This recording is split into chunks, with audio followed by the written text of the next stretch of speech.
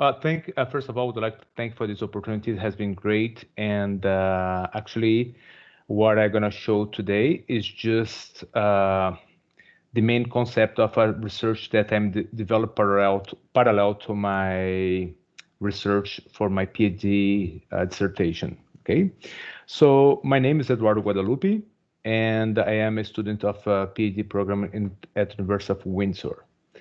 So today, my presentation is divided in three main topics. I'm gonna start to locate myself. Why? Because as a researcher, we always carry some bias to the research. And so I like to explain why cultural intelligence and why I am doing this research. So it's very important to locate myself. So you guys are gonna understand better how I am locating this whole process. We're gonna talk about cultural intelligence itself and the concept and the research and the study that I am developing to my research itself, okay? Well, I was born in Brazil.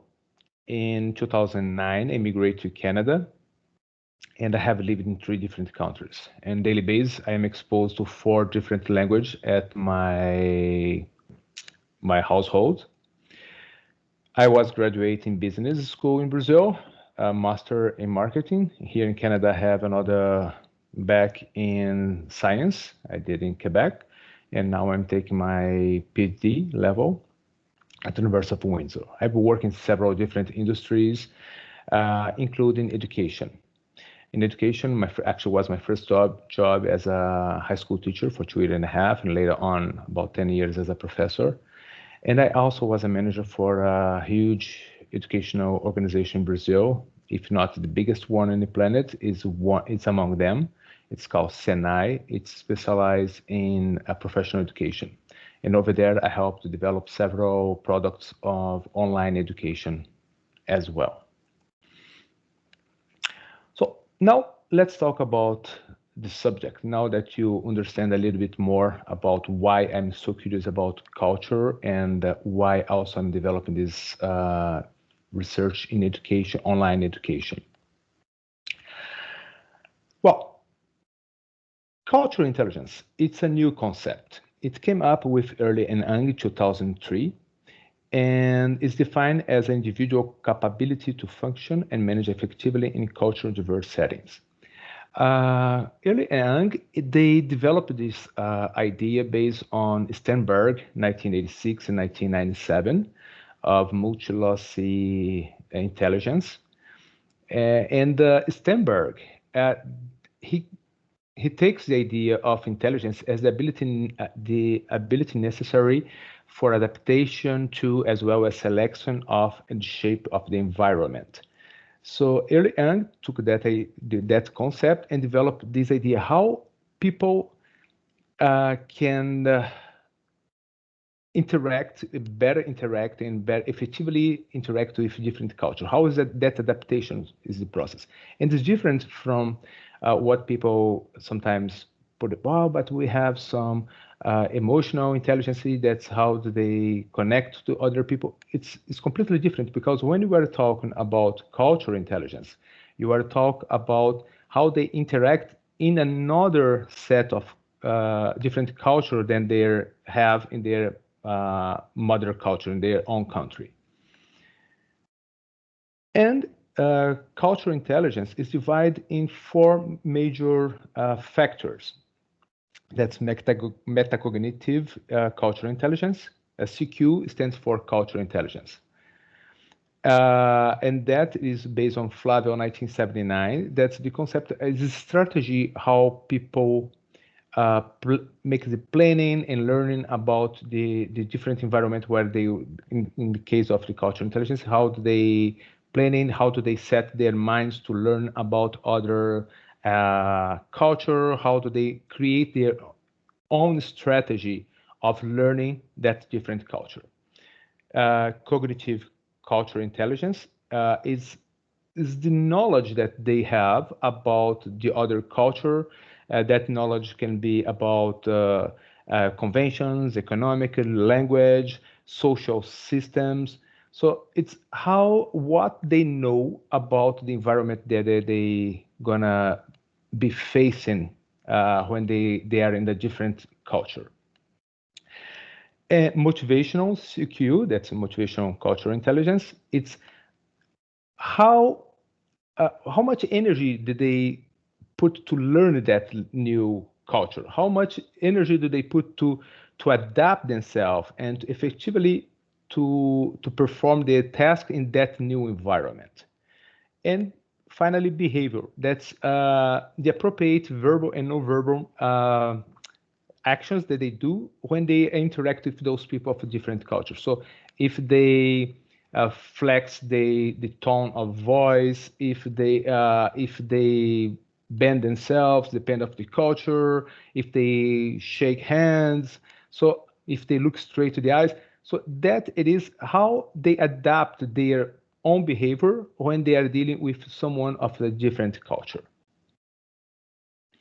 Well, and why is this research important, and why we are talking about this topic in education, in online education? Well, first of all, development of technology, everybody has been seeing this mostly in the recent years, how technology has been developing itself really fast. I remember 1985, I was in the US, and to contact my family back in Brazil would be once a month because of the cost, it would be very expensive. At that time, probably most of the young people do not know much about some of those old technology like K7 tapes. That's how we talk to each other by mail. So we would register our voice, put in a letter, physically send to another country. So that would be a process that would take between 20 to 30 days. Nowadays, much faster. So we are facing a time where our interaction with different cultures is much more fast and intense as never before. And understanding that adaptation process can reduce the negative impact of those interactions. And of course, as Fredrik 2018 described, technology is a poor gap to reduce the difference or the distance between those cultures. And Kayakkoyoglu 2019, he goes even further. He describes how technology in education can help to improve those or to minimize those those distance between those cultures. And there where comes my research. So my objective as in the research that I'm developing right now, it is first of all, when we see cultural intelligence, most of the work have been done so far. It's have been done on the to verify how people that move abroad they affect their cultural intelligence level. So most of the study is not about the individual only, but is the process of the individual moving away from their culture. And this research is bring a new concept: is how those that cultural intelligence factor it's affected even when they do not move away from their mother culture, and they receive the interaction of the different culture by other means. For example, in that case, through an online training process, international training. We know that we have several platforms nowadays that offer course not only to people in the specific country, but worldwide.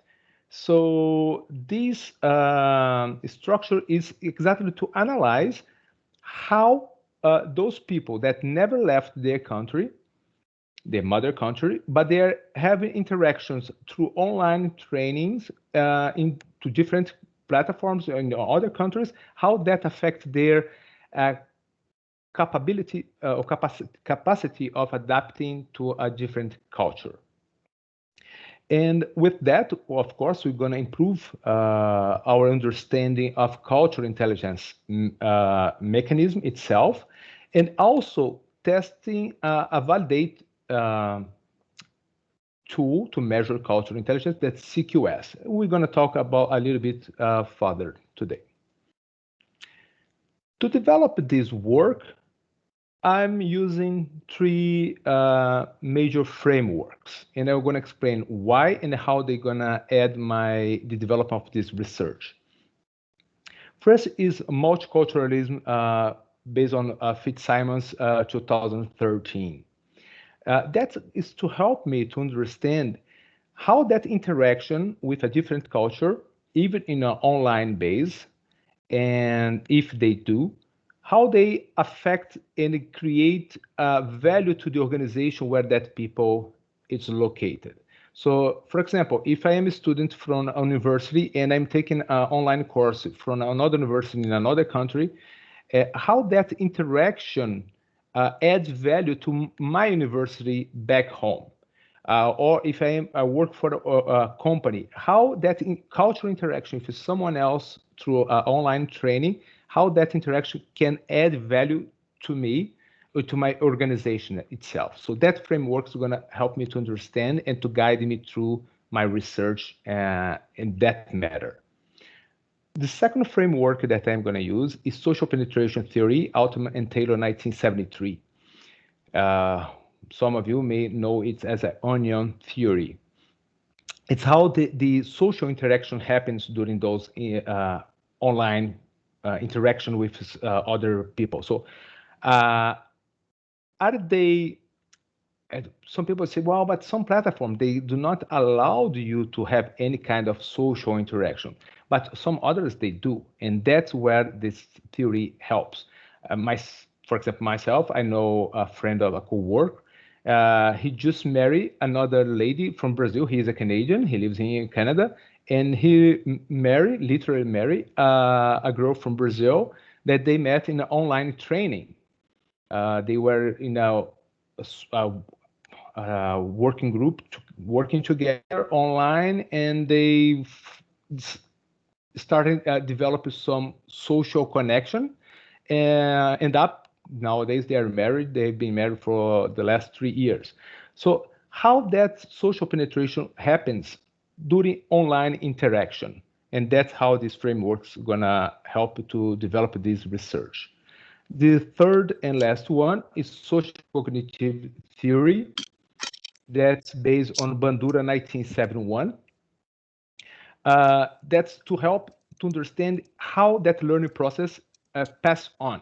So as far as someone learn during an interaction, how do they multiply that learning for a new process, how that learning goes back to their own lives, and how they help the others to learn, and how they also learn from observation to other people in online interactions as well. So those three basic frameworks, they're going to help to sustain and to give me a solid base for my cultural intelligence development on online structures. Well, my research design. To do this work, I'm planning to do using a mixed method approach, explanatory, because I'm going to start by a quantitative. And to develop my quantitative work, I'm using a cultural intelligence scale, CQS. For you understand, as I said, it's a new field of study. And CQS is one of many different tools. I've been through at least so far 40 different tools. And why I decided to use CQS? Because it's the one has been more accepted by most of the researchers all around the world. And it was developed by Eng et al. 2007, one of the authors of these concepts of cultural intelligence. And it has 20 items only. So in those 20 items, they covers all the 4 dimensions of cultural intelligence. And for go deeper on my research, I'm going to use also a qualitative part to understand the perception of those individuals about the interaction, their cultural interaction. So how that interaction helps them and how do they understand that process makes change in their lives and their perception of the work. Pretty much that's what my research is about. So far, I did not develop much further. I have done some theoretical reference, some research on that part, and I'm more than glad to share with you guys and to hear if someone else has developed anything similar so we can try to improve this field that's really interesting. Thank you very much. Yeah, thank you very much as well. And right now we have some time for the discussion. So I wonder if anybody has questions, you can just raise your hand or maybe write a question in the chat and I can read it out loud. So does anybody have questions? Also, the presenters can ask each other as well, so it's okay. Yes, so one thing that maybe I can just start and then we'll see how it goes. So I wanted to ask Sylvia about the peer review. So recently I was just reading an article. Actually, it was the article of Dr. Smith. And yeah, so it was mentioned that some students found it a bit confusing in group works, that you cannot really, say that somebody's not doing their part. It's like a little bit complicated in teamwork and also in peer review, is that you don't really want to put somebody down because you're feeling that you don't want it to happen. And we discussed it even yesterday with other people.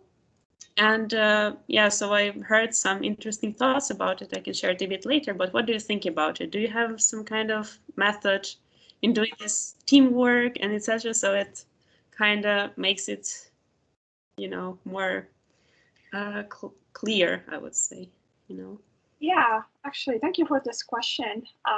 Peer review is something that everybody struggles with. I also teach undergraduate courses and for the Faculty of Engineering, actually. And one of the biggest issues is exactly that, how to do it. So I think it's important to stress the constructive approach to criticism. So with graduate students, I don't really have to do much of that because, especially in these groups, they are extremely motivated to be there because this is not part of their coursework. It is something that they do on their own, or maybe it's their supervisors who want them to attend these groups. And so they really want to do well. So I never had to tell them how to even do peer review because at that point, they already know. I still model it though. So if it's just like research. If you want certain outcomes, you have to ask the right questions. So I don't just let them, hey, go into the world and do your peer review. So I tell them what to focus on. And so if we're talking, because you can do, just like active reading, you can do multiple levels of peer review. You can do a surface level, you can do structural, you can do content, you can do style. So it depends on what we're working on. So they normally look for specific things, or I even have a form with questions that they have to answer. And the important thing is always to leave so you want to give, of course, to be effective, you want to also tell people what's not really working in their paper, right? But you also don't want to be offensive. So we talk about how to give feedback in a way that it's still useful. One thing that you can do is ask the students what they want to hear. So I don't know, for example, I struggle with, commas, or I struggle with putting, with coherence. So I would really like people to focus on that. So that's something you can ask. So you don't have to just wait for the other person to review your work. You just ask them what it is that you're struggling with so that they can work on that. But I think it's also very important to always leave a positive comment. So positive reinforcement, so that especially with graduate students, because they are beyond self-conscious. I mean, I'm one of them. I know what I'm talking about. So it's when we do the assessment at the beginning of the course, I also get them to describe themselves as writers. I specifically have to stress that they also have to write positive adjectives, because otherwise it doesn't happen. They just criticize themselves, and that's it. So positive reinforcement for sure. If you're working with people who are not experienced, say students or writers, you can do the same thing. So in my undergraduate courses, I do precisely that. I have several peer reviews, so not just one. I have them even read about constructive criticism. I have them voice what they want in a peer review and what will be useful for them. And then they have questions. So they have to answer the questions, so looking for specific things, and they always leave a positive comment to the other writers. Thank you. I think that's a great idea. And what I've also heard, that the sandwich principle, so to say, that it takes the positive one, then negative one, and then the positive, so that it's not ending in a bad mood, so to say. Absolutely. And I just wonder, in academic writing, so how do you construct the group work? So it's like writing, and writing together is quite complicated. So I wonder, how do you manage these tasks and etc.? Yeah, so one of the tools that I use is called Inkshed, inksheding. I don't know if you ever heard of it. So basically, it's a Canadian invention, and it's basically free writing with a social component. So when you free write, you brainstorm ideas, with the flow. You never stop writing. You just keep on typing or writing by hand, whatever that is, and you give yourself some time, right? I don't know, 8 minutes, 10 minutes, and you just write about a specific idea. And that is for yourself, right? Instead, with ink shedding, that free writing is meant for an audience. And so students, in this case students, but you can do it with whoever, right? They also read each other's free writing, and they give each other feedback and comments on that. Of course, it's not on form, it's only on the ideas. So you will have, highlighting concepts that people find particularly interesting or confusing, and then they either write about that to tell them what they think they should develop further or not, what's not clear, etc. And so even though they are in different disciplines, because within the same faculty, people work on different things, even within the same department, they still get to work together, avoiding plagiarism, but still being able to develop ideas together. So that works very well for social writing. All right, thank you. So does anybody have questions here? Or, yeah, so we can always ask. So the guests maybe. Oh, yeah, also, if not, then I also wanted to ask Eduardo. So you've shared your experience about, 4 languages, being born in Brazil, etc. So did you experience cultural shock in Canada? And what was it? And also the thing is, I think it's interesting to ask, is there even the cultural shock in online learning? Can it happen? And whether it's necessary to get that shock, or should we, omit it in some ways? So it's all about this transformative learning. Eduardo, are you here?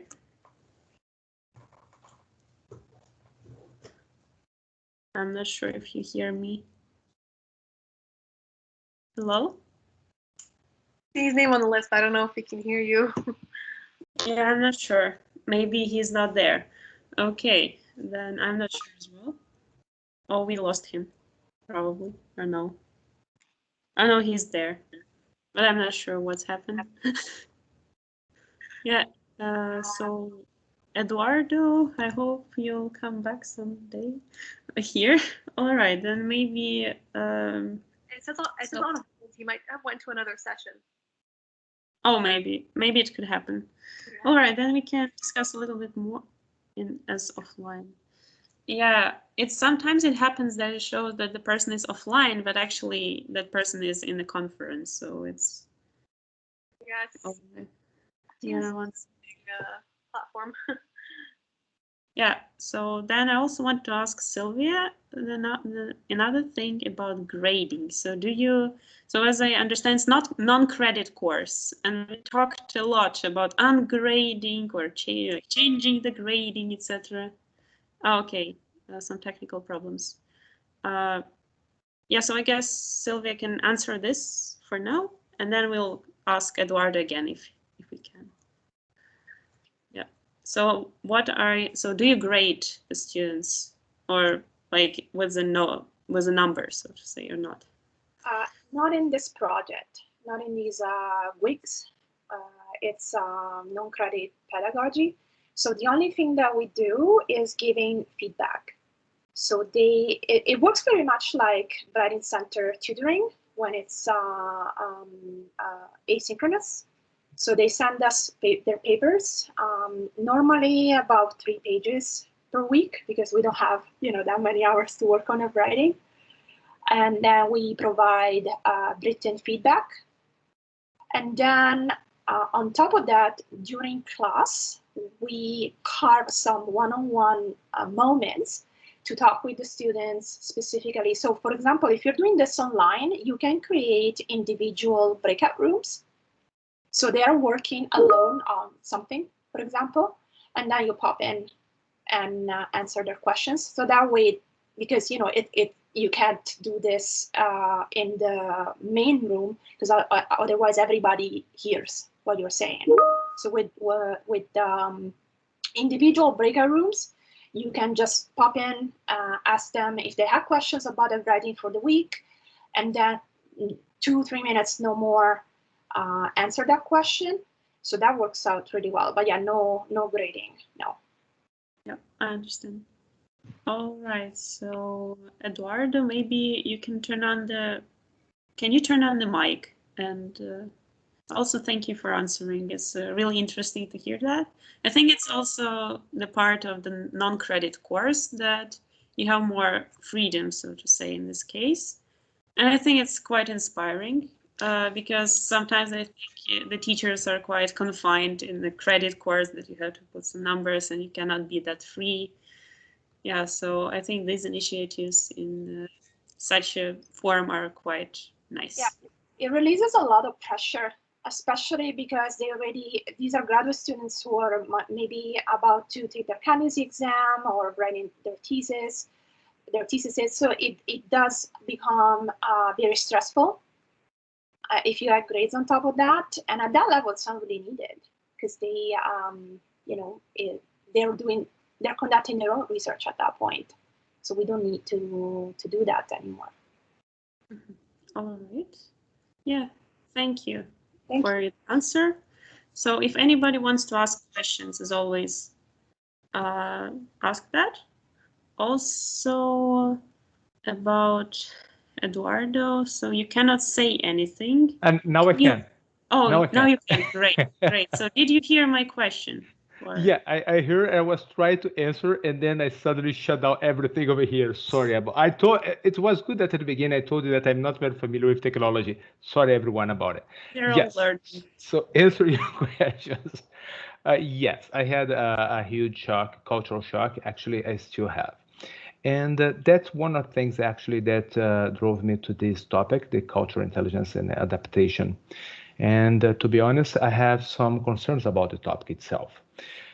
Because when we talk about cultural intelligence and let's say successful adaptation, my first question is, what is to be successful adapted to a different culture? Is to have a good job, to earn money, lots of money, to have lots of friends. So that's one of my struggles in this whole concept of being adapted to a different culture. And so far, for example, myself, I have still struggling with language, as you can hear. I don't know if because most of my time I stay in the French part of Canada, trying to learn French, and I took for granted that English would be much easier. Actually, to have a proper English, it's not that as easy as we think, and after some age, it's even harder to learn. That's why I'm exposing my son to 6 different languages right now. My son has 2-year-old, and he has been learning to speak Russian, Ukrainian at the same time. Russian, Ukrainian, Portuguese, French, English, and Chinese.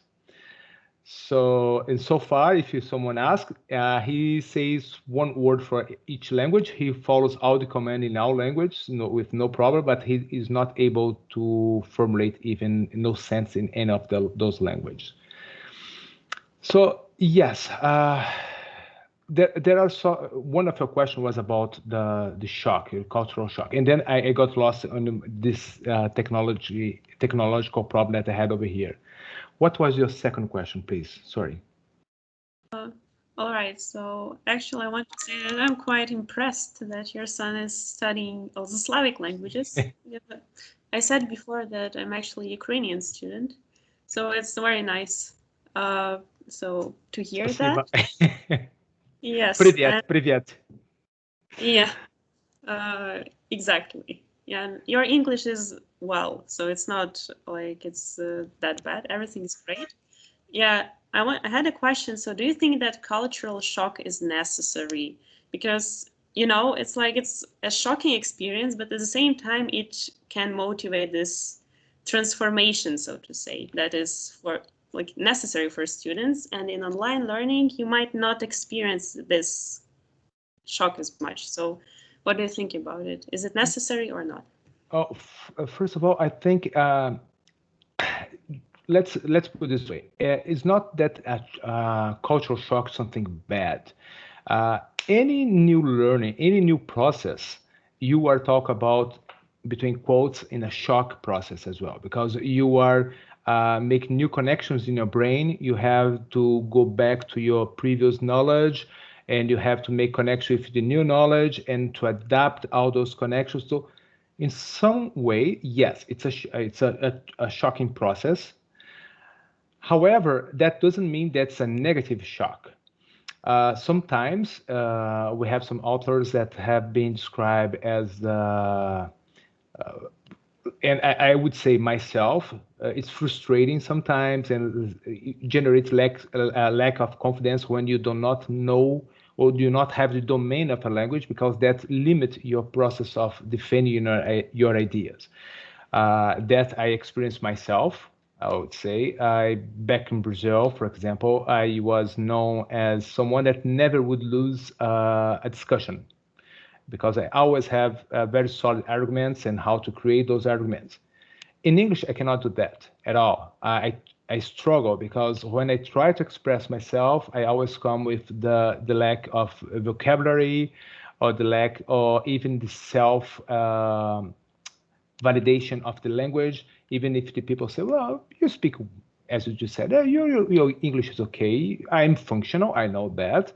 I have to be functional. At my work, I work in a border. I am a border officer, so I have to speak English every single day with hundreds of different people in regular basis, English or French, and I can function in both languages, no problem. However, when you go deeper in a discussion where you have to formulate in a higher level your arguments, the fact that you of course, that depends of your personality, but the fact that you judge yourself and you do not want to expose your limitations, you do not want to expose your failures in a discussion environment, that ends up you to limit your arguments, and sometimes you just give for good. I'm gonna take your opinion. I'm not gonna waste my own time trying to explain something that I won't be able to explain in my full potential. So yes, that it's a struggling process. But in the other hand, talking about the positive shocking, to be in a different culture can highlight several options and can be a very pleasant situation. My first experience was in 1985 when I moved to United States, and a high school student. And at that moment, my experience was fantastic, and that has changed my whole life after that. Even bring me later on to Canada. And that shock was a shock. Yes, was a new process, but was amazing. It was creating of opportunities, create of learning, help my metacognition process to develop new strategies, how to deal with a different environment, far from my comfort zone. So yes, it can be very positive. Yeah, so I'm just wondering if people are not missing out on it in online, and can we just kind of get it back, this, so to say, positive shock? Yeah, it's just a question for the future, I guess, and I think it's quite hard to answer it. Yeah, then maybe somebody else has questions to our presenters. I'm not sure. You can write it, or you can put it here. We have time. I have a question for Eduardo. All right, then ask it, of course. So Eduardo, hi. I found Sylvia. the presentation particularly interesting because we work a lot. We never used the terms cultural intelligence in our research, but now I see how fitting it is. So thank you for that, because it was quite, enlightening, I should say, because how did I not ever come across this? So that was great. I do have a question. I'm a big fan of psychology in general, specifically the psychologists Brené Brown and Susan David. I don't know if you ever heard of them. And especially Susan David talks about emotional intelligence and emotional agility. I believe that you said, and correct me if I'm wrong, when you were talking about cultural intelligence, you said it's different from emotional intelligence, right? Yes. So I'm kind of wondering, because I see a lot of overlapping. So I'm kind of wondering if you can elaborate on that a little bit. Sure.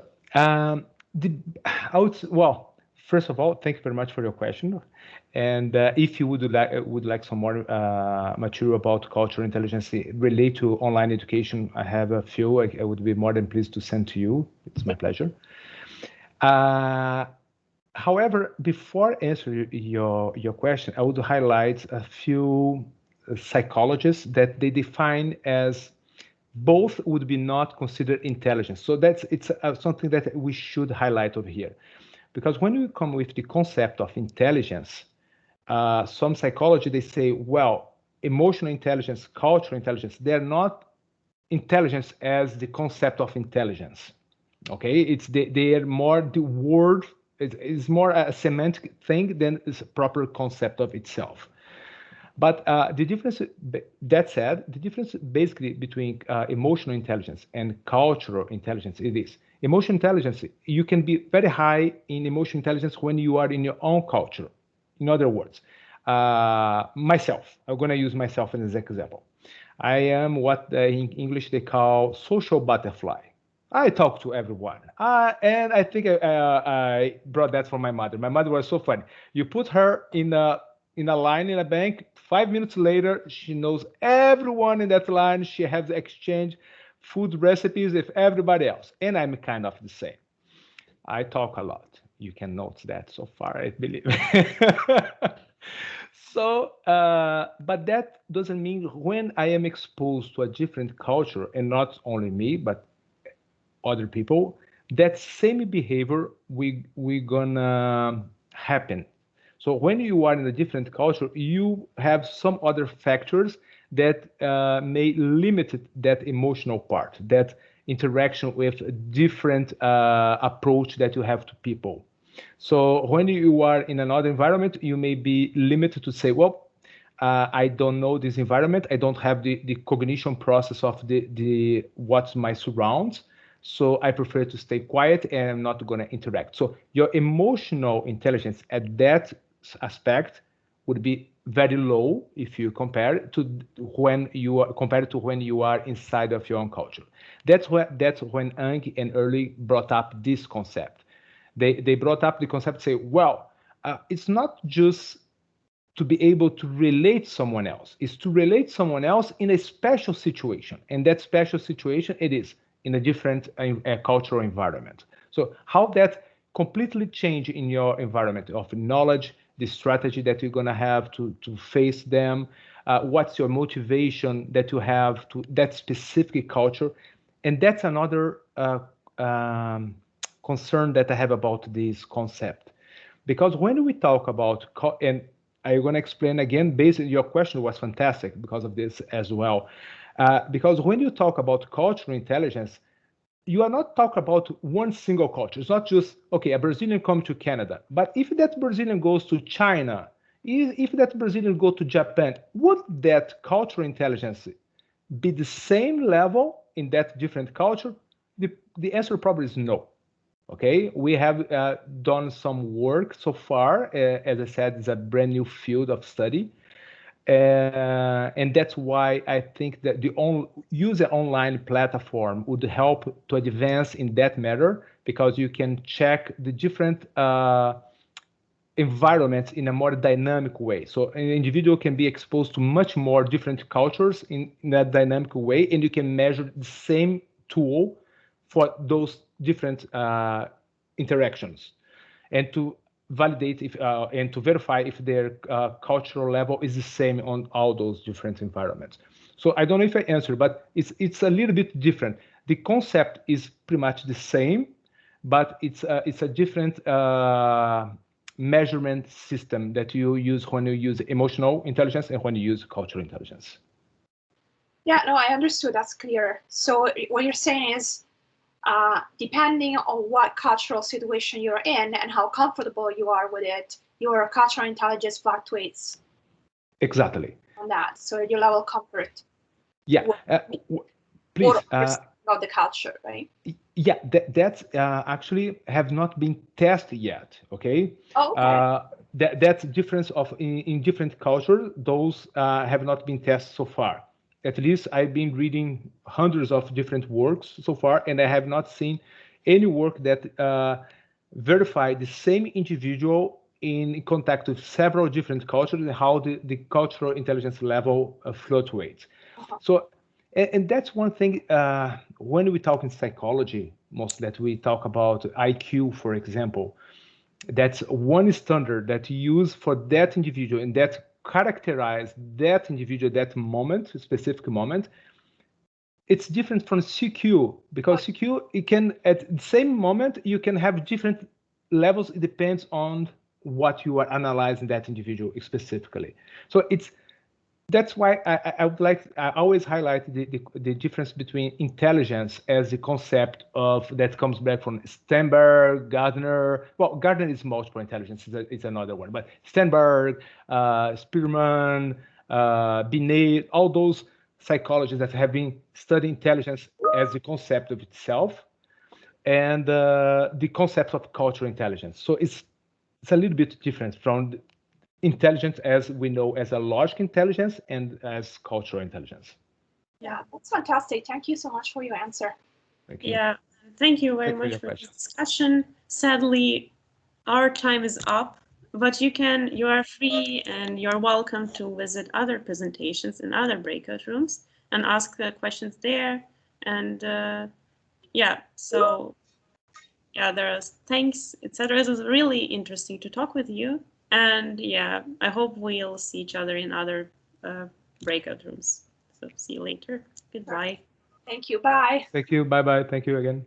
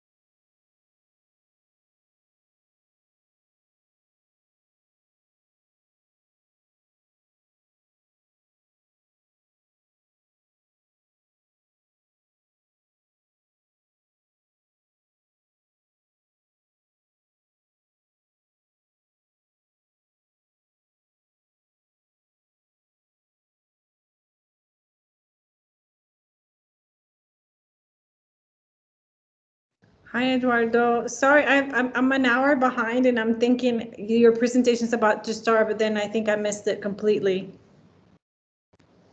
You did, but if you want, I can send to you. And if you have any questions, I'll be more than glad to answer.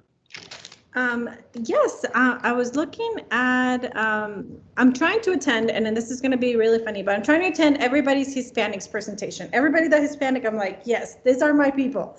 So I wanted to check, but of course, here, I'll turn my camera on too.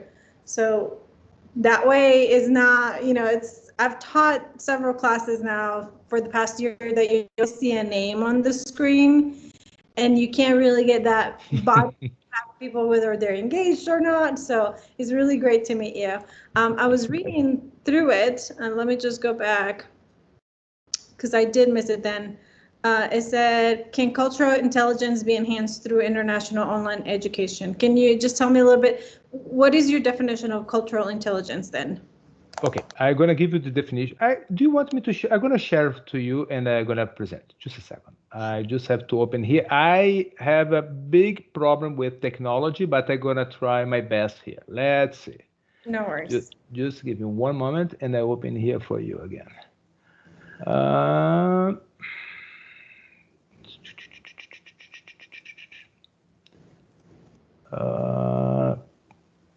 Over here, and symposium, and the presentation is here. Okay, let's open, and I'm gonna share with you here so it makes easier. Let's share. Please correct me if I'm doing something wrong, that if you're not seeing. Are you seeing now? Yes, it's coming up. Yeah, I can see it. Okay, let's put you back. Where are you here? Okay, so let's go here. What you ask me is the concept. That's, I would say, the official definition of cultural intelligence. Okay, comes from Early and Young, 2003. They are the one that came up with the concept of cultural intelligence. So it's defined as the individual capability to function and manage effectively in a culturally diverse settings. In other words, it's how someone that goes to a different environment, a different cultural environment, how well it's their level of how well they will be able to adapt and perform their job in that specific situation. And cultural intelligence, as the definition, is divided in 4 specific factors, okay? Those 4 factors over here, or dimensions, is metacognitive dimension. That would be your strategies, your planning, how you're gonna learn, how you're gonna develop your cognition function in that specific environment. So when we talk about metacognition, we go back to Flavel, 1979, and it's the strategy. In other words, I'm going to say in more didactic words. Sorry for my English, by the way. It's how you create strategies to learn. So your metacognition, cultural intelligence, is how it's your strategy to learn about that environment, how you're going to adapt yourself over there. So it's your mental process of adaptation and learning, okay? And then go to the second dimension, that's cognitive CQ. Cognitive CQ is the information that you have, is the knowledge that you have about that different environment. So it's the language. Do you know, for example, if you are in a culture that you can look straight to the eyes, or is that not considered polite? Should you handshake? Can you talk to a woman if the man is if her husband's close by? So those knowledge that you have to have about the culture to avoid conflicts and to facilitate you to develop in that environment itself. Then we go to the third dimension, that's motivation, cultural intelligence. That's the energy that you put, how much effort do you put to learn that culture. And I was reading about, I love to read about philosophy. And I was reading about a philosophy concept, Plato's, where they say, at that moment, they say, well, it's about logical intelligence. But is it better to have, at that moment, at that school, of the Plato School, it was better to have someone intelligent, capable, but was lazy, than to have someone that's very eager to learn, to develop, but they're not very smart. So and you go back at that moment, you have more aristocracy thoughts. So that's why you prefer people that's intelligent than people that is more eager to develop a good work. And so motivational cultural intelligence is exactly that. It's how eager you are to learn about that culture, okay? And the last dimension is the behavior. It's how you express yourself in a adverse cultural situation. So how you make your verbal and non-verbal actions to interact with someone in a different culture. So would you differentiate your tone of voice? Would you bend yourself?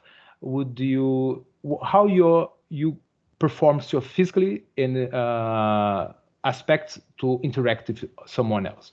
So those are the four basic dimensions of cultural intelligence. Did I answer your question? Yeah, no, that sounds good. It actually reminds me of emotional intelligence, which is a much more wider term or known term. But I do understand the major difference where cultural intelligence is the effort that you make to be able to understand other people's language, other people's cultures, and also the strategies that you use. I guess maybe, I don't know if there's like a strategy list or anything like that, like adaptability, willingness to learn, I don't know. But that how you're going to be able to adapt to that environment without maybe losing some of your own culture to a degree. Understand?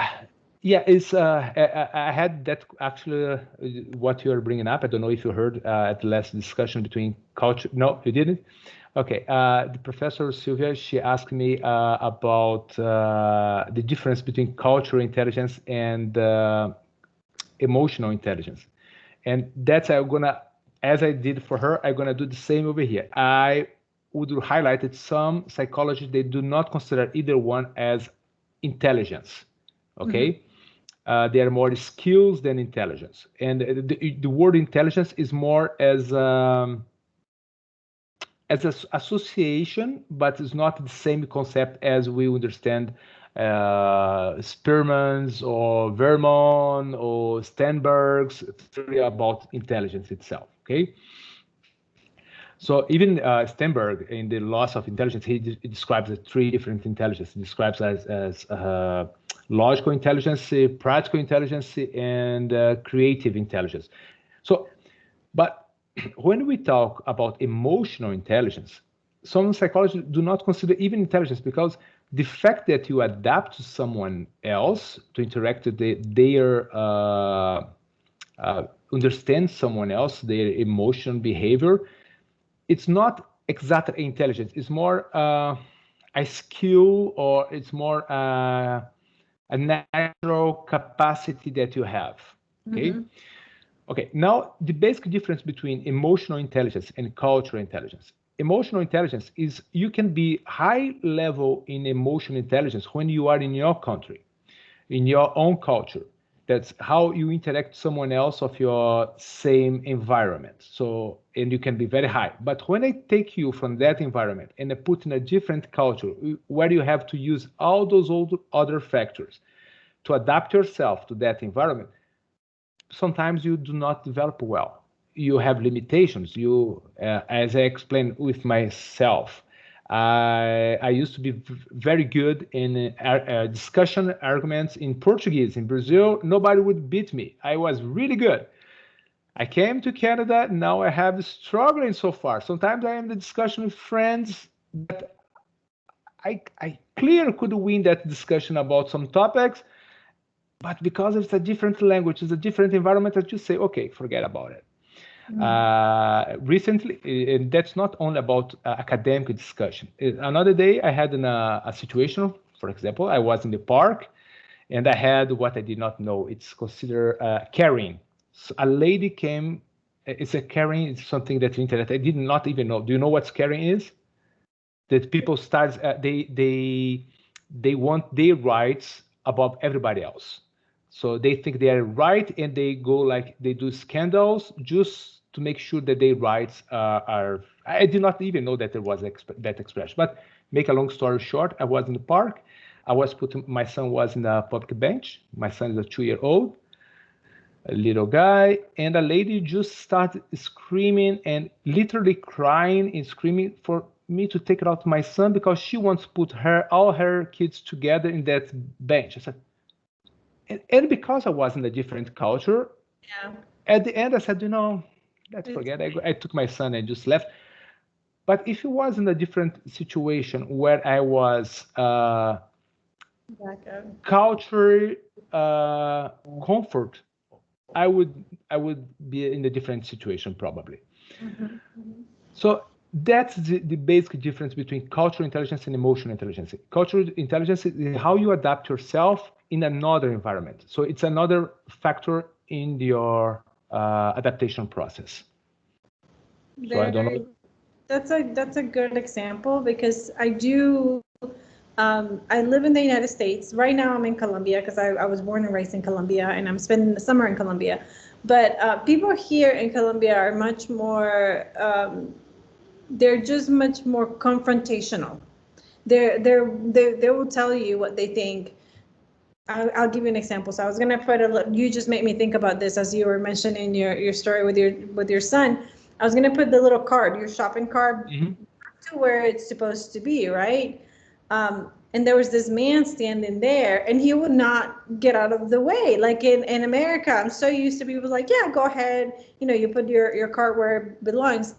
But I'm like, excuse me, I asked it in Spanish, I'm like, permiso. And the guy's like, why do I have to move? Because you want me to? I'm like, but I'm trying to serve a purpose here. Confrontation, like he's like, I don't see your need for me to move.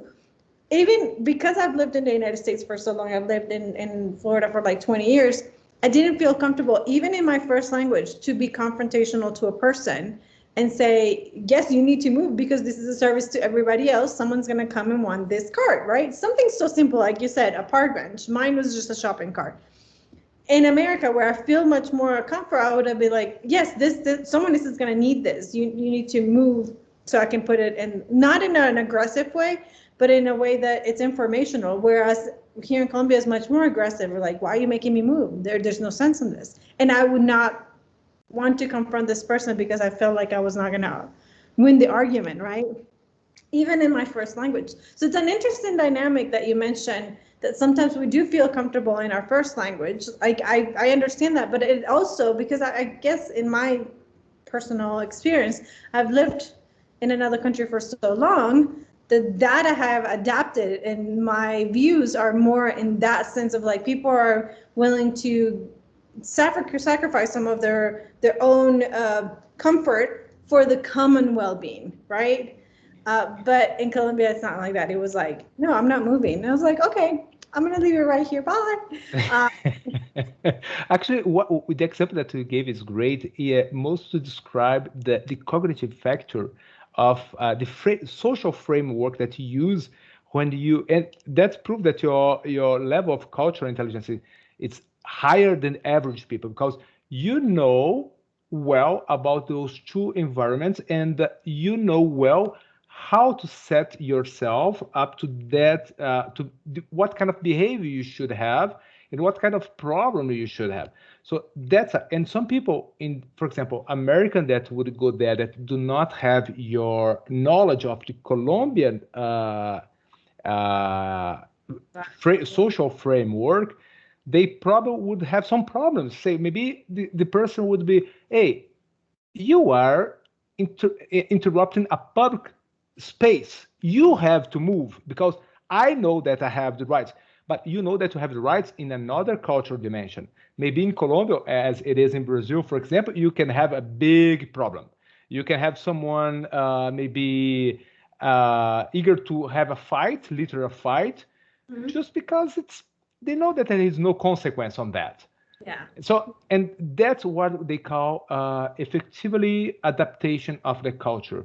Because if you don't know that framework, how this thing happens, that can impact it significantly how you're gonna develop your performance in that country.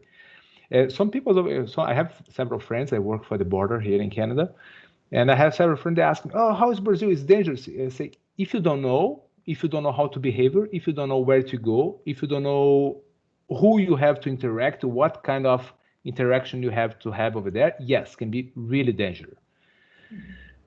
So, but it depends. For someone that's native there, they have a different perspective.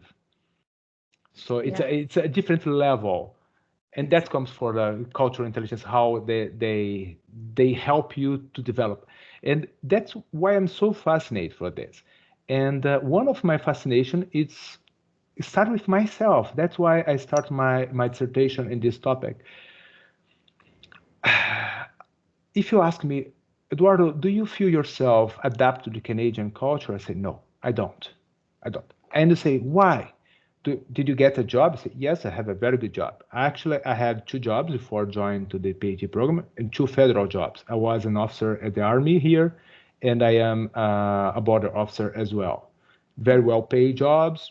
I dropped the Army because I start my PhD and I need time to develop my research. So it's very well paid. I bought my house here. I have my brand new car. So everything that status can give, I have. But do you speak? I speak both language, not very well. My English, I know that's still kind of, I struggle with the English. I don't know why. So far, I could not develop my language skills. French, I learned from the bottle. I did not know a single word. Now I'm fluent in French. Awesome. However, why don't I feel? Because of that, I feel that I have a limitation, a language limitation. I feel that I don't feel, I don't have as my emotional adaptation to my friends here is completely different from what I have as a standard from Brazil. So what the kind of relationship that I have with my friends in Brazil is completely different from the one that I have over here. And of course, one of the concepts of intelligence is you make the connections of your previous intelligence to your previous experience to your new experience. You cross those experiences. That's how you develop your intelligence skills. Some theories at least believe on that. So, and my back-end experience is what I have here. It's so superficial compared to what I had over there. I don't feel, and I don't know if you had the same situation, but I believe the Colombians, they're more closer in terms of relationship than Americans are. I'm not saying that one is better or worse than the other, but it's just different. Yeah, I mean, again, I'm a teacher at a university in the United States, and I'm actually thinking, as a matter of fact, now that you mentioned the PhD, I'm in this conference because I want to learn more about some of the educational programs that they have in Canada. I have completed 2 master's degrees in the United States, so like you, but I have lived in the United States. When I moved there, I was 18. And so I have lived longer in the United States than I did in Colombia. So to me, it's almost the opposite. Like I adapted from a very early age to that new culture, and I didn't live enough in Colombia but I still understand where you're coming from in terms of the group dynamic, right? Family is much more important than maybe, like you mentioned, some of the superficial things. Yes, I have a beautiful house in Orlando. My car is in the garage, but right now I'm speaking to you from Colombia because I decided to spend the summer here. So I teach in the fall and the spring, but I wanted to come and spend the time with my brother, with my mom, like with the people that I care for. So I'm still seeking that connection that we don't have in our adopted countries, right? We're seeking that ability to be part of this group that we were once part of, but we are kind of removed because of circumstances. Of course, we want better jobs. Of course, we want better opportunities. But I understand where you're coming from in terms of your ability to to interact with that new culture, and not one being better than the other, because I love Colombia and yes, I like the United States, but I'm also seeking new perspectives, right? And that's why I'm like, I want to speak with people that are from Canada, maybe from Australia, because I want to see how the interaction is. And to tell you the truth, in this particular conference that we've been in for 2 days, it's a much more human approach. In the session that I was before, there's a lot in America, there's a lot of competition, and I got used to that. So it was all about like, I get this, I get that, I've done this, I've done that. Whereas here we're trying to approach education in a very humane, you know, like humanity. How do we help this person? How do we help this other person? So I'm interested in that concept. And you mentioned that you're in a PhD program at Windsor University. So that's one of the ones that I'm reviewing and trying to see whether that fits in what I want to do in the future. But you're right, culturally, we do have to adapt. We do struggle with some aspects of it. So it's like living with one, you know, with one foot here and the other one here, right? Like you're always trying to balance. And I don't know how it will be with added concepts. Like I work with a lot of people from the Middle East. That to me was an entire new experience.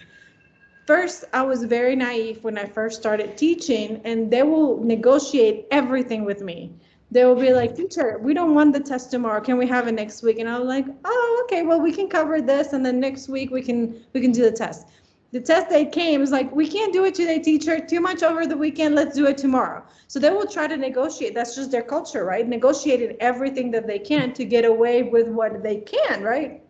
And what you mentioned with the woman not being able to be there if it's not her husband, I've seen that. Like one time at the very beginning, I would try to shake one of my male students' hand. Like, oh yeah, because we shake hands, right? In America, in Colombia, we shake hands. This is what I've been brought up to do. But my Middle Eastern student, he's like, I cannot shake your hand. I was like, oh, I'm so sorry. I literally was like, I'm so sorry, I forgot, because they cannot touch a woman unless it's their wife. All of my students from the Middle East do not, like female students do not turn their cameras on when we're in class. The male students do, but the female students don't. So there's so much cultural richness now that we're teaching internationally. You have to have such competency in teaching international students, because if not, I had an instructor, they're like, you have to turn your camera on. And the girls are like, sorry, we don't feel comfortable. You're a male student. We're not going to turn our cameras on. So there's definitely value with your research, with understanding the adaptability of instructors to international students and to online learning. So if you are interested in this kind of aspects, I strongly recommend you to come up. I don't know if you want to do or not your PhD over here, but if you come to Canada, you're going to see a completely different cultural environment that you're going to have in any other country. Why I'm saying that? Brazil, it's immigration society as well. We came from all over the planet. I have 5 different bloods in my vans from different ethnic groups. We have some small cities in Brazil that the first language that they learn there is German. My grandmother was Italian. Anyways, you have like the largest population of Japanese outside of Japan is in Brazil. We have over 1 million. We have more Lebanese in Brazil than Lebanon has. We have twice the population of Lebanese in Brazil than Lebanon has. So, but when you go to Brazil and you walk on the streets, you don't feel those multicultural aspects, and you see one huge melting pot, cultural melting pot, where everybody else speaks Portuguese, everybody else is on the same mental structure, I would say, pretty much, in cultural matters.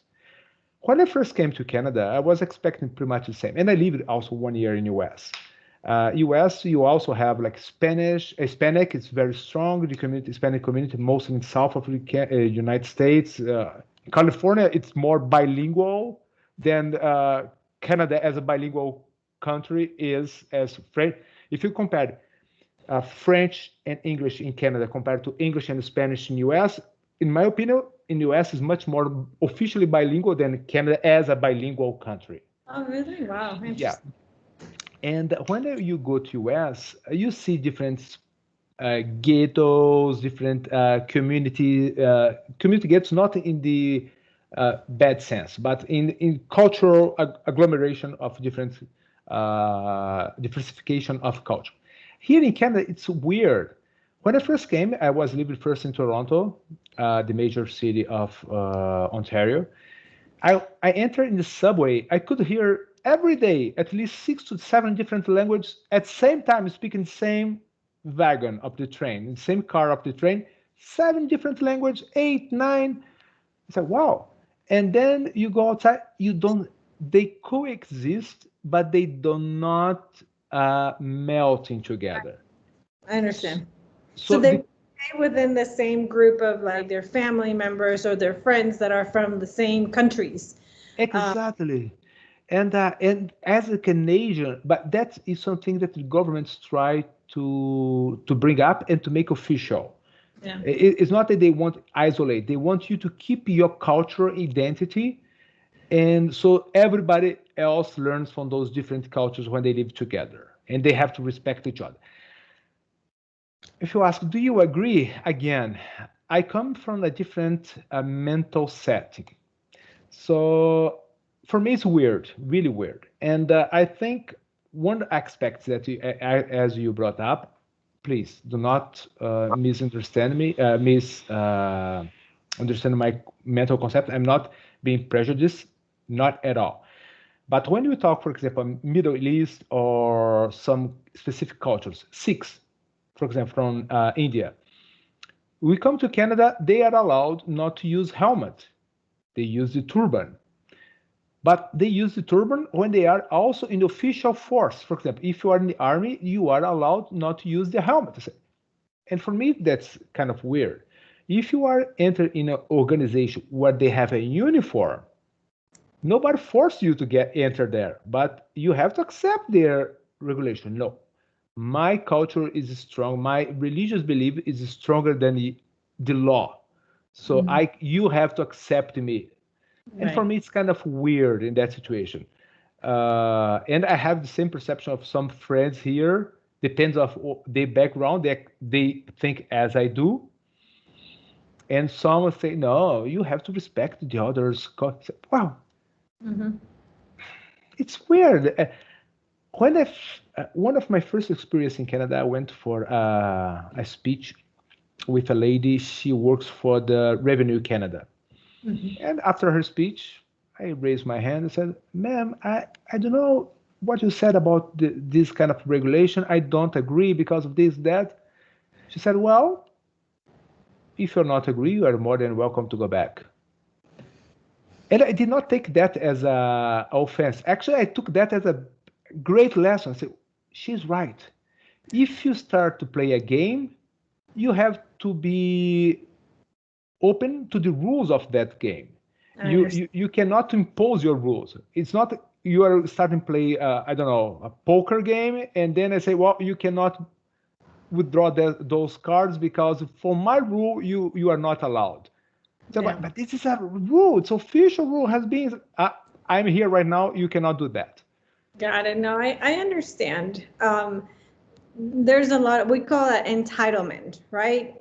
Just because now I have the right to, but we also see it on the other side. Like in the United States, people who are like born in America, they feel very entitled to mandate what other cultures can and cannot do. So the sense of entitlement as an outsider may be different from that of someone who's a native, right? The native has that, like, I was born here. They don't have a choice. So if the lady would have, let's say that to me, what about if I was from this country and I still didn't agree with you? What would be her answer to that, right? So yes, in part, I agree that the she was right in terms of like, you don't have to be participant, you have another option. But what about the people that don't have that other option of like, you need to go back? And I hear that all the time. In the United States, go back to where you came from is normal. That's just part of the lingo. It doesn't matter. Like, one of the benefits I think we have as Hispanics in a very scary situation right now, Hispanics, we blend in, right? Unless I tell you I'm Colombian, you may not know where I'm from. But one of the things that, for example, people from Asia, they can't hide where they're from, right? So their attacks are much more direct. And we're seeing that in the United States right now, and a lot of other parts in the world.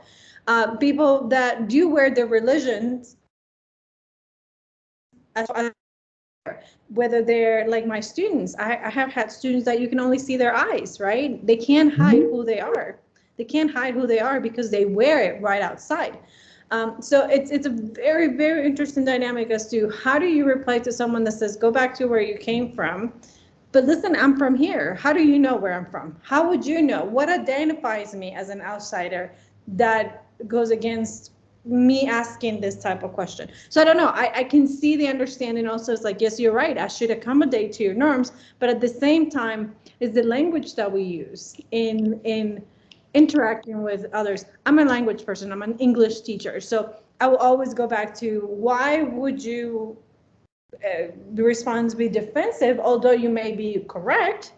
Or instead of saying, well, what parts of it don't, switching it into a conversation instead of a refusal of, well, if you don't agree, so sorry, there's the door.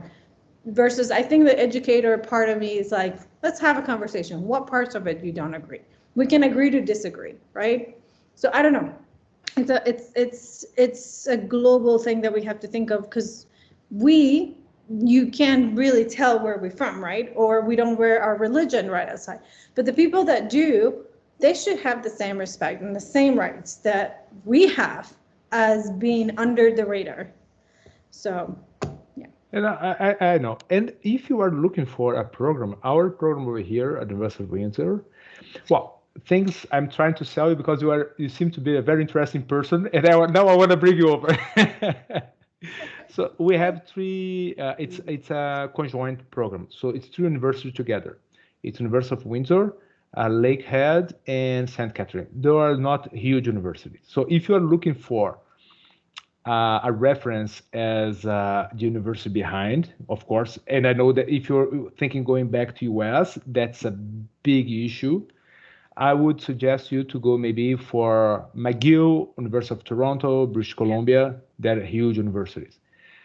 However, if you go to a small university, you have a different dynamic as well. You are not too competitive as those universities are, but you can have some other benefits that they don't have. Well, and I think I work here, as I told you, I am a board officer. That I first started my PhD program. First was approved to one university in Quebec, and I was transferred for my work to here, so I restart here. And it's very interesting. It's, as any education institution, has pros, has cons. But it's close to US. If you want to go back to whenever you want, you just go across border, 5 minutes, you are in Detroit. It's just a bridge or a tunnel, and you can take the airport from Detroit to wherever you want in US. It's a melting pot as well. Windsor, it's a small town. It's 300,000 people, but Detroit, on the other side of the river, it's 3 million. Yeah. So you have the both of the, you can live in the style of a small town, and you can have the benefits of a big city. Yeah, I got a chance to visit McGill a couple of years ago. We have family in Montreal, so I went and visit them, and I'm like, I'm a geek, so I go for university tours. That's my take on tourism, right? I go for the university. So I ended up going and taking a tour at McGill, which was absolutely beautiful, very historical in terms of how long it has been there. But having worked at the University of Central Florida, we're the second largest university in this country. So sometimes I have to find balance on whether I do want to go back to a small institution. My education started at a 2-year college. We call it, like a technical college. Mm-hmm. You finish your first 2 years, then you go into your bachelor's. And that was a really interesting dynamic. So I think that having experienced a very large, again, 75,000 students at a university, which is what we have at UCF, at the University of Central Florida, with maybe 20,000 students, 25,000 students from my college, it's what I'm really trying to find, that balance in between a really good PhD program that gives me kind of the best of both worlds. I do also lean towards technology. I'm looking for something that, because we're looking into online learning, right? Online teaching. I want a component that allows me the learning of, developing online curriculum, developing, a little bit more technological savvy instructors. Like, how do we code? I don't know how to code anything. Like, I want to learn coding. I want to learn how to create a website, because I've created some personal stuff, but on the same side, those are things that instructors need as we move forward. So I'm looking for a very interdisciplinary kind of program, but I really appreciate your insight on your experience, and having 3 universities as a joint program. That might be something to look into, but yeah. Although I would like you to be close by, because you, as I said, you're a very nice person, I have to tell you, Montreal is my passion. You would be very well served over there. I don't know if you like cultural diversity. I mean, not culture as people, but cultural life. Montreal is fantastic. I have another one. Hi, Weeby. Hello. So Montreal is really a great city to live. McGill, it's a fantastic university. It's one of the last time I saw it was among the top 5 universities in this planet. They have, I think they have 4 or 5 Nobel Prize over there. Wow. Yeah, for university. Well, when I stopped to think that Brazil, the whole country, has none, I said, well, it's kind of not fair. I think Colombians have one with Gabriel Garcia Marquez. Yeah, the church. But thank you, Eduardo, so much, and we'll be. If you want my contact, please. If you want to send you information about our program, or if you want any more information, just let me know. It will be more than a pleasure to serve you.